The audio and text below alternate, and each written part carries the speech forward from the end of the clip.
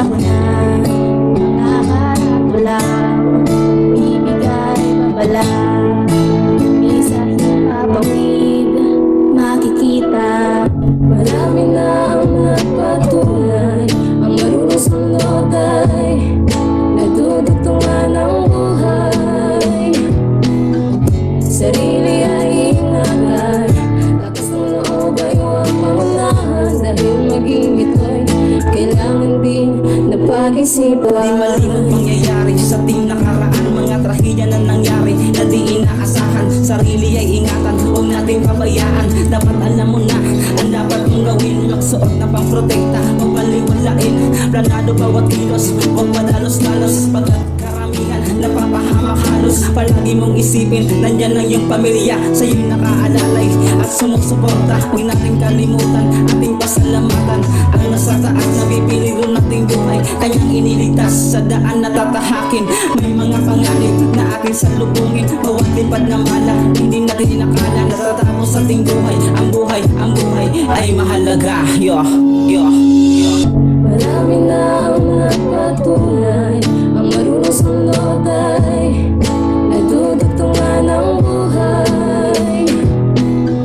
Sarili ay ingatan, lakas ng loob ay huwag maunahan, dahil maging ito'y kailangan din na pag-isipan. Sa paglabas ng bahay sa isipan na itatak, mga panganib sa daanan na hindi matiyak. Umurong o sumulong, atras man o abante, hindi mo mawawari at hindi mo masasabi. Mga kaganapan na sa atin ay pwedeng mangyari. Halina at suriin natin ang bawat detalye. Umalis ka man o hindi, ikaw ay dapat pumili. At lagi nating iisipin na sa ating daraanan ay hindi maiiwasan ang kapahamakan. Kaya natin simpatiin na ating tunuwain, para pagdating ng panahon ay meron tayong aanihin.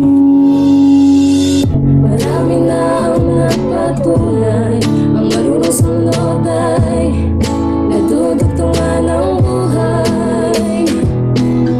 Sarili ay ingatan, lakas ng loob ay huwag maunahan, dahil maging ito'y kailangan din na pag-isipan. Aking kababayan, aking panuwagan, palagi na mag-ingat sa ating nilalakaran. Isipin na palagi ang ating kaligtasan, dawakan pang hawakan ang ating kinabukasan. Dahil sa bawat maling aksyon, buhay ang nakasalalay. Huwag mong iasa sa'yo kapwa ang kaligtasan ng iyong buhay. Palaging tandaan na may naghihintay na pamilya sa'yo ay umaasa.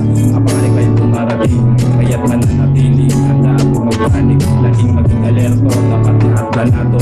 Ang panganib dapat paghandaan, pagkat ang kaligtasan nasa kamay mo lang. Kaya ang lahat ng nangyayari ating paghandaan, maging bayani at modelo tayo sa karamihan. Ang buhay nating hinirang, kailangan na pag-ingatan. Maraming nangyayari, maraming sakuna, nakakatulaw, ibigay babala, isa papawid, makikita. Marami na ang nagpatunay, ang marunong sunod ay nadudugtungan ng buhay. Sarili ay ingatan, lakas ng loob ay huwag maunahan, dahil maging ito'y kailangan din na pag-isipan. Marami na ang nagpatunay, ang marunong sunod ay nadudugtungan ng buhay. Sarili ay ingatan, lakas ng loob ay huwag maunahan, dahil maging ito'y kailangan din na pag-isipan.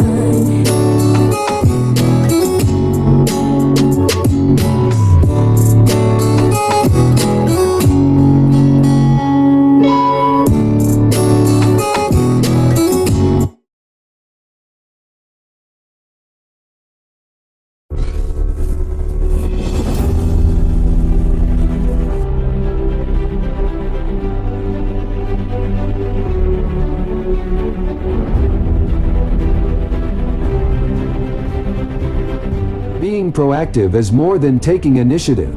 It is the image of a man with creativity, self-awareness, and responsibility. It is the sign of an ability to choose what is ideal and to have a choice based on values and principles rather than on moods or conditions. Proactive people are agents of change. It is the courage to face the challenges of peer pressure and avoid being the victim of a faulty impression brought about by emotional conflict. The 4th Air Reserve Center, under the leadership of Colonel Eulogio M. Nabua, Philippine Air Force General Staff Course, Commanding Officer, adheres to the ideals of promoting good and excellence as provided in Article 19 of the Civil Code, which articulates that every person must, in the exercise of his rights and in the performance of his duties, act with justice, give everyone his due, and observe honesty and good faith. This Center and Volunteerism of Philippine Air Force Reservists systematically conducts different community outreach programs, civic action activities, coastal and environmental protection programs, promotion of socio-cultural and historical events, information support affairs and other cause-oriented activities. One of the selfless acts of volunteerism nowadays is to serve the nation as part of the reserve force of the armed forces. Wearing the military uniform alongside the gallant soldiers of the active armed forces is part of the privileges entitled to our volunteers. Our mission is to serve as a base for the expansion of the armed forces in times of war or armed conflict, assist in the relief, distribution and rescue drives during emergency situations caused by natural calamities or catastrophes, and assist in the socio-economic development endeavors including maintenance of other indispensable government utilities. May our stories serve as an inspiration to each and every one as we continue to be advocates of peace and socio-economic development, guided by the Air Force Reserve Command and Philippine Air Force Flight Plan 2040. The center had lived with the principles and standards set forth by the AXL PAF frameworks in creating values and in harnessing reservists' roles towards the AFRC vision of a more capable and credible PAF reserve force responsive to national security and development. Strength and success is a product of being proactive. As Mahatma Gandhi once said, "A man is but a product of his thoughts for what he thinks he becomes." Our community is filled with a lot of helping hands.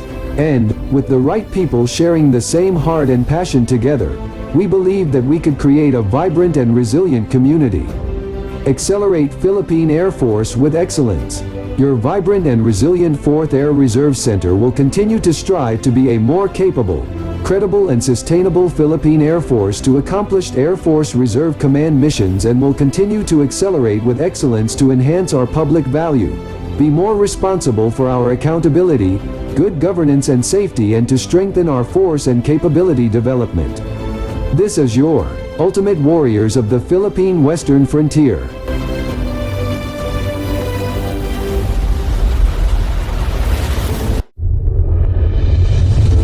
Not all heroes wear capes.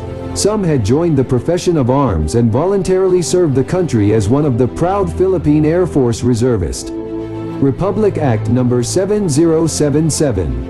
An act providing for the development, administration, organization, training, maintenance and utilization of the citizen armed force of the Armed Forces of the Philippines and for other purposes.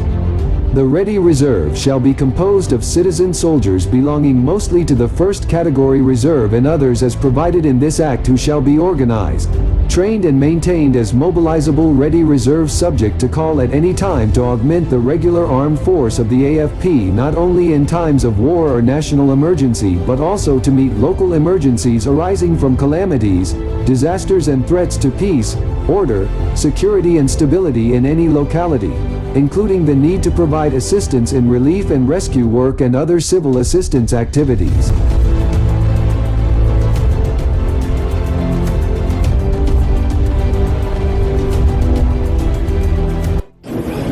The exciting part for me about being a reservist is that you fully enjoy and practice your rights as part of the civilian society, and you also get to enjoy the experiences, the trainings, programs and opportunities according to the regular soldiers. being part of the Philippine Air Force Reserve Force. And for me, being a reservist allows you to be recognized not only as a brave and courageous citizen serving the community and the nation as a proud Filipino, but you also get to be recognized as a service-oriented and a God-fearing patriot.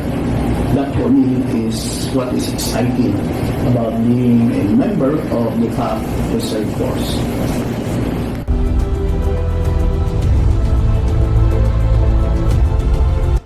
Joining the Reserve Force is an honor to be a part of the Armed Forces of the Philippines, particularly the Philippine Air Force branch of service. On the other hand, it opens opportunities for different experiences and learnings.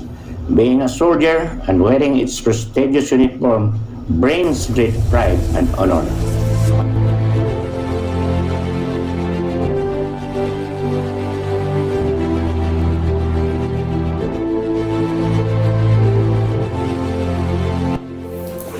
As a public servant and chief executive, I believe that being a reservist is an extension of public service.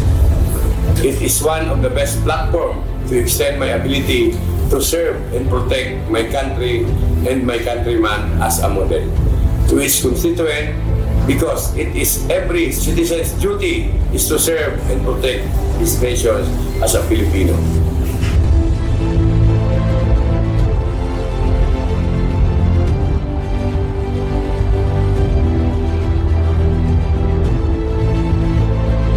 As an officer in the Philippine Air Force Reserve and being active in various community services, joining trainings and supporting their programs are some ways to encourage others to join. This way, the community will see that their governor is a proud member of the AFP as a force multiplier, and that being a reservist is more than just community service. It is a good way to protect and honor our nation and our countrymen.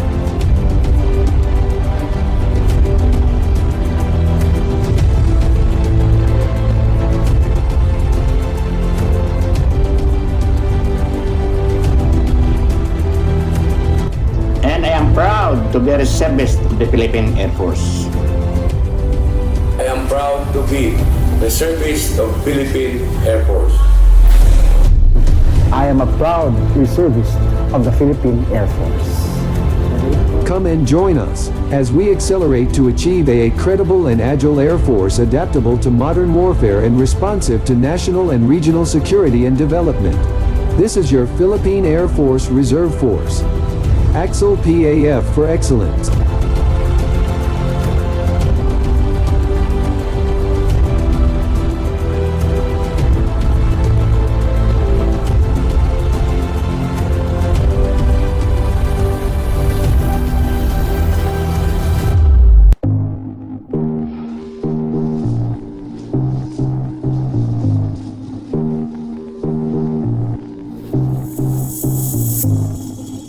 Welcome to Air Force Reserve Command's Second Quarter Accomplishment Report Calendar Year 2023 Tour. For the scope of our tour are the following. First, the Reservist Affairs Administration. Second, the Reserve Manpower Build-Up. Next is the Reserve Force Development, and finally the Reserve Public Affairs. Fourth stop, the 4th Air Reserve Center in the province of Palawan.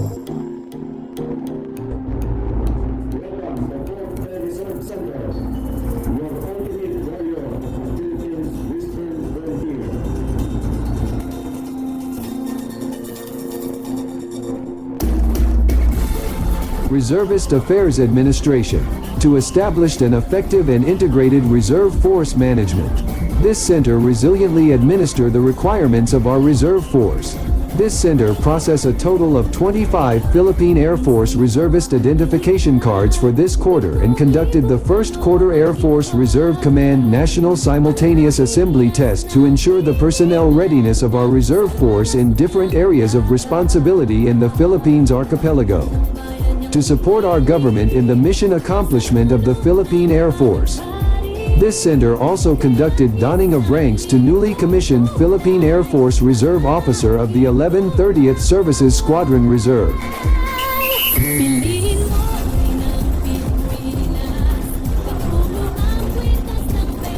Reserve Manpower Buildup, to strengthen and enhance the Reserve Force Buildup Program. This center conducted the following pre-entry training. Basic Citizen Military Training Class 2023 to 11 30th Services Squadron Reserve, and the Reserve Officer Training Course to different affiliated colleges and universities in the province of Palawan.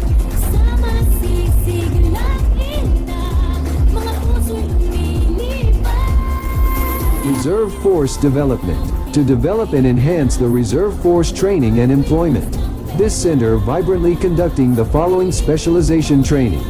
The Unit Active Duty Trainings 2023 to 11 30th Services Squadron Reserve and 4th Air Force Wing Reserve.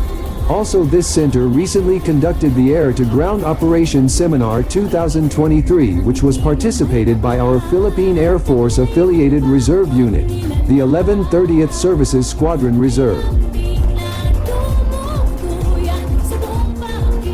Also, one of the highlights of this Center for the Reserve Force Development is the conduct of Chemical, Biological, Radiological, Nuclear and High-Yield Explosive (CBRNE) Awareness Seminar to Air Force Reserve Command personnel and all Philippine Air Force reservists around the country.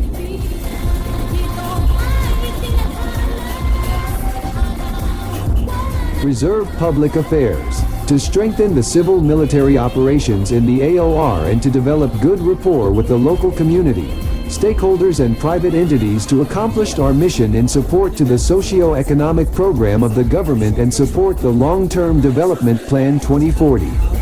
This center empowered the government, military and the people of Palawan. This center, headed by the commanding officer, conducted several stakeholder engagements with the national and local entities to support our unit towards the development plans and programs of the government for the province of Palawan. Some of the stakeholder are the following: Honorable Senator Amy Marcos, Honorable Governor Dennis Victorino O. Socrates, Honorable Congressman Edward Hagedorn, the municipal and city mayors in the province of Palawan and the Technical Education Skill and Development Authority, Palawan.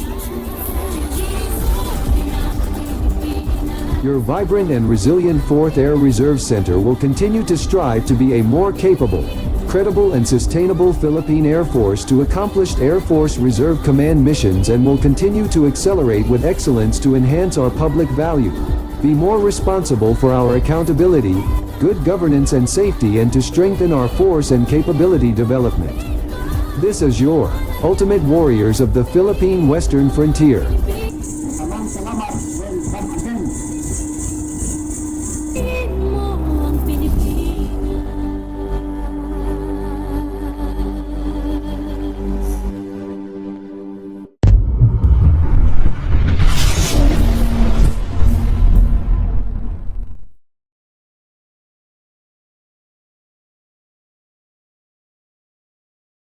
Ako, ikaw, sila, tayo, iisang layunin, sabay maabot mga mithiin, isusulong ang gawa sa ngalan ng kaunlaran, mas mabuti ang ligtas, mas maiging may alam. Ako, ikaw, sila, tayo, iisang layunin, pinagpugo ng mga magandang nangyari, hukbong ipapawid kasama nyo sa laban, magigligtas sa bawat oras sa pagkakaaw.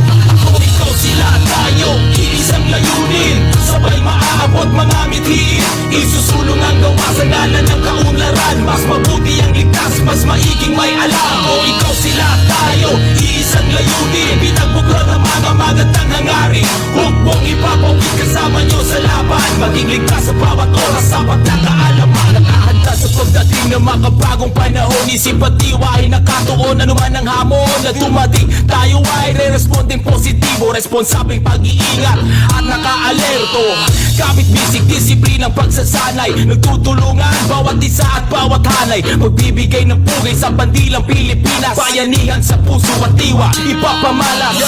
Kabutihan at kaayusan, dapat husayan, alang-alang sa inang bayan, nakasalalay sa ating mga kamay, kinabukasan dapat alagaan, mahalin na tunay. Ako, ikaw, sila, tayo, iisang layunin, sabay maaabot mga mithiin, isusulong ang gawa sa ngalan ng kaunlaran, mas mabuti ang ligtas, mas maiging may alam. Ako, ikaw, sila, tayo, iisang layunin, pinagbukla ng mga magandang hangarin, hukbong ipapawid kasama nyo sa laban, Maging ligtas sa bawat oras, sapat na kaalaman. Ako, ikaw, sila at tayo, pagsulong na pagkabang. Kapatirang Pilipino at ang pusong palaban sa pulo na kung saan sikat ng araw sa silangan.